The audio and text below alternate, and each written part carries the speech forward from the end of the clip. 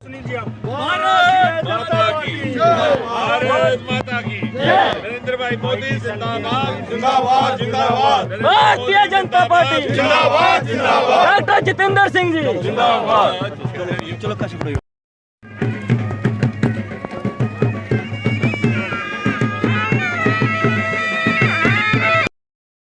काफी दूर से इंतजार था।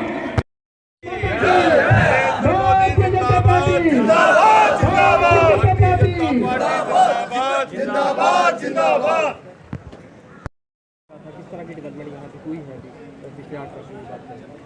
नहीं, मेरा आपसे ये निवेदन रहेगा कि यदि आपने सही माने में ये महसूस करना है कि पिछले 8 वर्षों में मोदी जी के कार्यकाल में ये दूर दराज के जो पिछड़े इलाके पहाड़ी इलाके जैसे बनी है उसमें क्या विकास हुआ, क्या बदलाव हुआ, क्या तरक्की हुई, तो हमारे लिए अच्छा रहेगा कि हम उससे पिछले 8 वर्षों में क्या नज़ारा था, क्या दृश्य था, क्या मंजर था, उसको थोड़ा स्मरण करने का प्रयास करें। या उससे पहले भी यहाँ पर सड़कों का अभाव तो था ही था, यहाँ पर बहुत अधिक MP MLAs का भी आना जाना नहीं रहता था।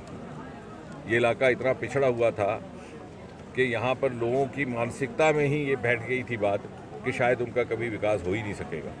मोदी जी ने प्रधानमंत्री बनने के तुरंत बाद कहा कि जो देश के पिछड़े इलाके हैं, दूर दराज के इलाके, उनको विकसित करके जो तरक्की याफ्ता, जो तरक्कीशुदा इलाके हैं उनके साथ उसके स्तर पर ला करके खड़ा किया जाए। आज यहाँ PMGSY सड़कों का जाल बिछ गया है, कोई ऐसा गांव नहीं बचा जहाँ सड़क नहीं पहुँची। एक नया हाईवे यहाँ से लखनपुर से होता हुआ बन्नी बसोली को लांघता हुआ छतरकला का टनल पार करके भद्रवाह डोडा तक बनाने की योजना है।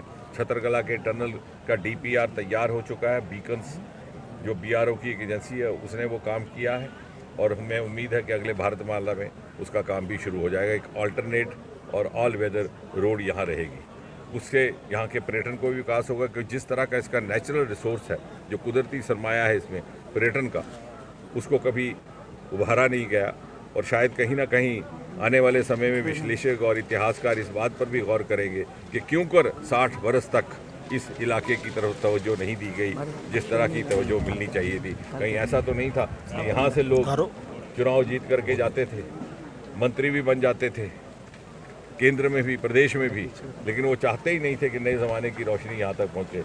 उनको शायद इसी में अपना स्वार्थ लगता था कि ये इलाका पसमानदा रहे, यहाँ के लोग पिछड़े रहे और हर 5 साल के बाद उनके कहने पर उनको वोट डाल करके बार बार पुष्ट जिताते रहे।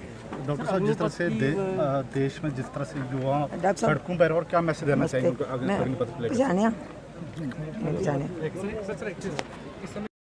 इनमें रेल नेटवर्क को भी एस्टैब्लिश किया जाए। नहीं, उसके ऊपर भी योजना चल रही है, धीरे धीरे वो भी हो जाएगा। आप इतना यही मैंने कहा कि अगर आपने ये तुलना करनी, ये समझना है कि इन वर्षों में 8 वर्षों में क्या हुआ, तो पहले शायद आप छोटी अवस्था के हैं, अपने बुजुर्गों से पूछिए कि उससे पहले 8 वर्षों का क्या हाल था।